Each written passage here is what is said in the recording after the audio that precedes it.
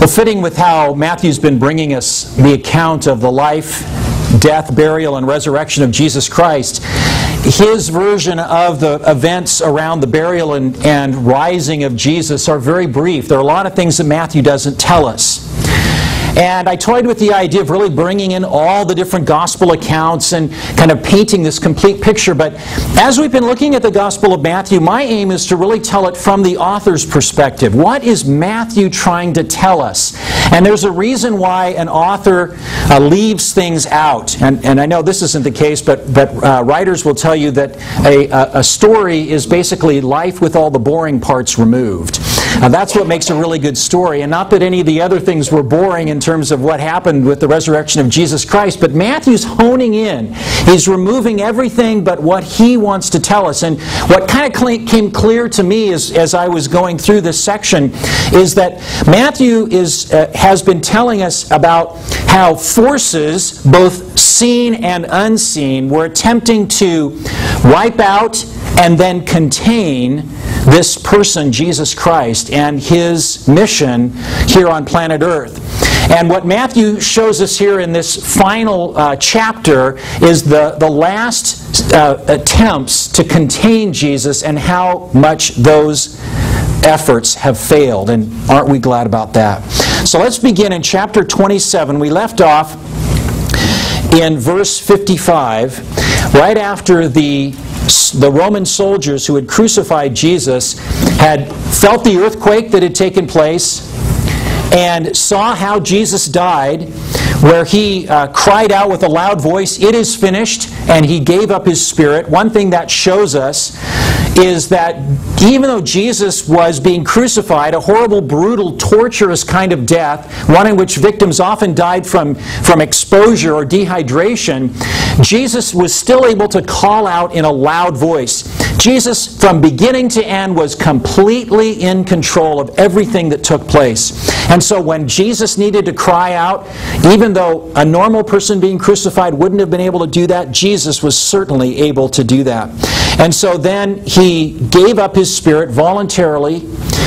And then in verse 55 it says, "There were also many women there." So there were others that were kind of gathered around the outskirts of the crucifixion. And it says they were looking on from a distance. And Matthew tells us a little bit more about who these people were. He says, "Who had followed Jesus from Galilee, ministering to him." And we read about the 12 disciples, right? And we think, oh, well, that's the group, Jesus and 12 disciples. But in reality, there was a much larger group of people that went around with Jesus, including some individuals who it says ministered to him. And that is the same word that we find later that's used for the word deacon or servant. These people served Jesus not only with their presence, but also with their money as well. And they were among those who supported Jesus financially. They were Mary Magdalene, and Mary, the mother of James and Joseph, and the mother of the sons of Zebedee, whose name was Salome.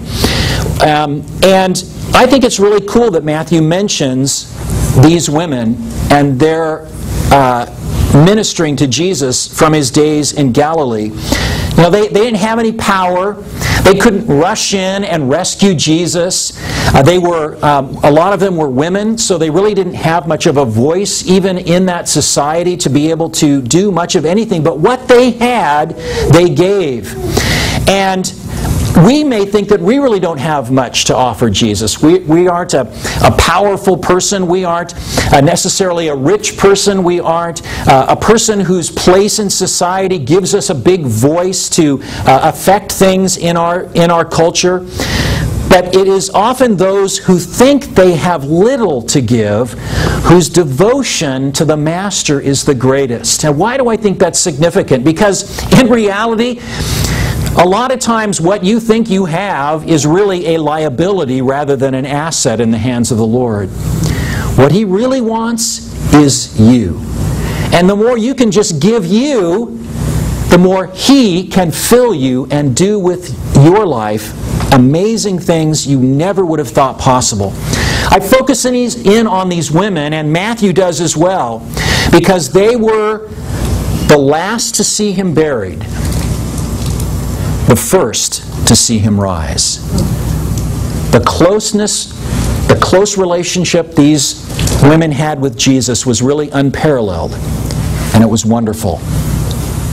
So then in verse 57, when it was evening, there came a rich man from Arimathea named Joseph, who also was a disciple of Jesus. He went to Pilate and asked for the body of Jesus, and then Pilate ordered it to be given to him.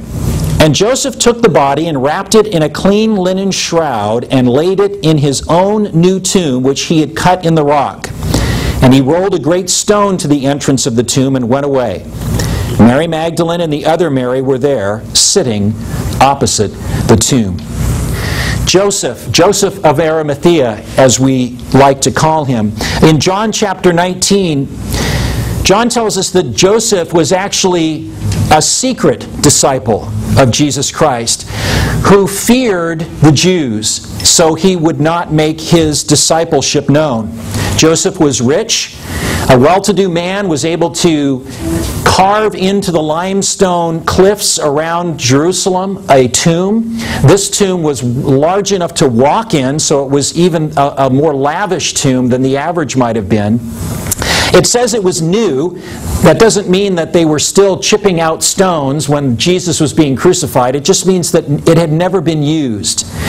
And Joseph, who was also a member of the ruling council of Israel, so he was a rich man, he was a prominent man, but he was a man who was ruled by fear. Joseph was unwilling to make his discipleship of Jesus known, in contrast, as you see, with the women that we just looked at, who no matter what were very easy. They were very eager to make known their discipleship, even if there wasn't anything they could do. Why would Joseph have been afraid? It's because had he made known the fact that he had given his allegiance to Jesus Christ, he would have been ostracized by his community. Later on, people who became Christians who were Jews, they were excommunicated from the synagogue. They were considered to be dead by their family. If they did business, those business associates would no longer have anything to do with them. They were literally isolated. And so Joseph was afraid of what people would say about him, afraid of what people would do, afraid of how he would make his livelihood.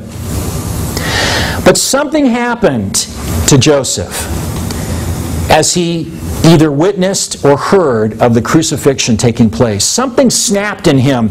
I'm sure it was the Holy Spirit who said, Joseph, I know you've given your heart to me, but have you really given me everything?